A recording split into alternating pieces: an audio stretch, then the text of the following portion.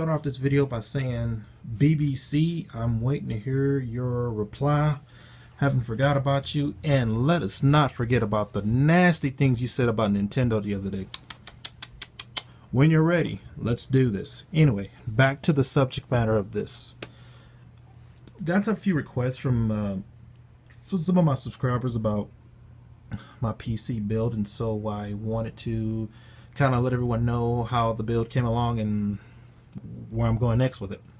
I built it in the Cooler Master Elite 120. Some of you guys already knew that part from watching the first video. The build turned out quite nicely.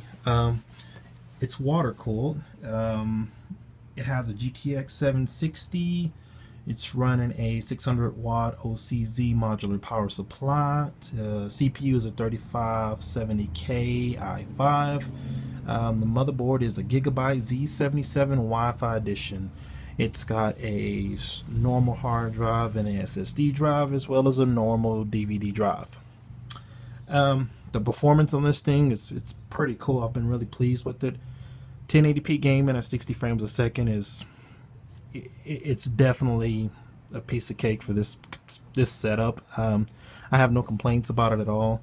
The only thing that I will say is for some of you guys who may be thinking about getting a GTX 760, and this one's the overclocked edition, I will say this card runs hot. It's one of the hotter cards around. You know, you heard people talking about this card run hot, but it really does run hot. Every bit of 80 plus. Let me just say it like that. The reason for the piss poor cable management, as you guys see, is for the simple fact that I had every intention of switching to a better case, and that a case finally came out the other day, which is the Cooler Master Elite 130. It has a mesh front panel, and this one is actually truly designed for liquid cooling. This is the ultimate home for this build that you see right here before you. It's going to go in here and going to replace the fans. Put some static pressure 120s in here to get a little bit of a better push-pull configuration with the water cooler. Now, reason why I'm doing this video now of all times is because I wanted to talk about another little subject. And the subject is the potential announcement by Valve about the Steam Box. And what does that mean? Now, some of us have been wondering, should we put our money into the next generation, or should we kind of build our own little gaming system?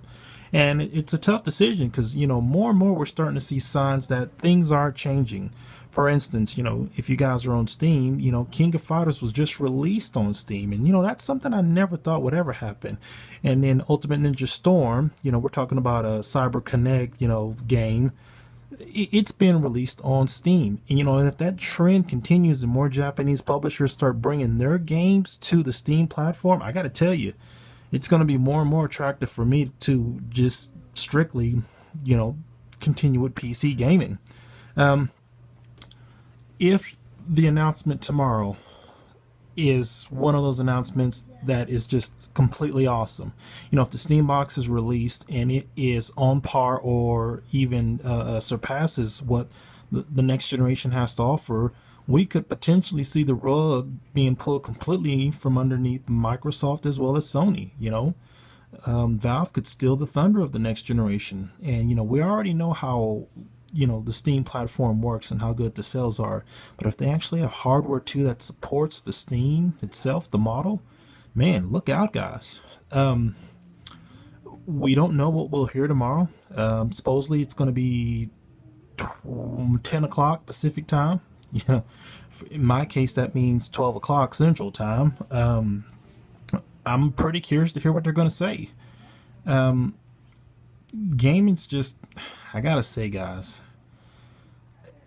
you hear so much negativity about the current state of gaming, but at the same time, it really is an exciting point.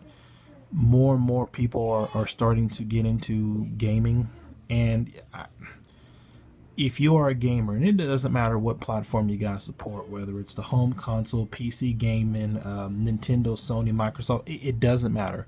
If you are a gamer, this is an exciting period for you. You have so many options to continue gaming, you know. And more, you're going to guys probably hear me continue this theme, and the theme is simple. Every platform has their own faults. They have their own strengths and they have their faults. There isn't one platform that is just superior to any other, and that goes for everybody.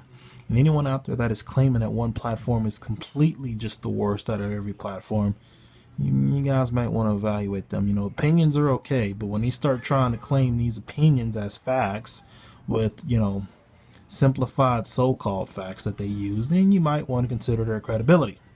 Anyway, getting back on subject. PC gaming could potentially knock the socks off the next generation. Time will tell. No one knows for sure what's going to happen. No one knows for sure.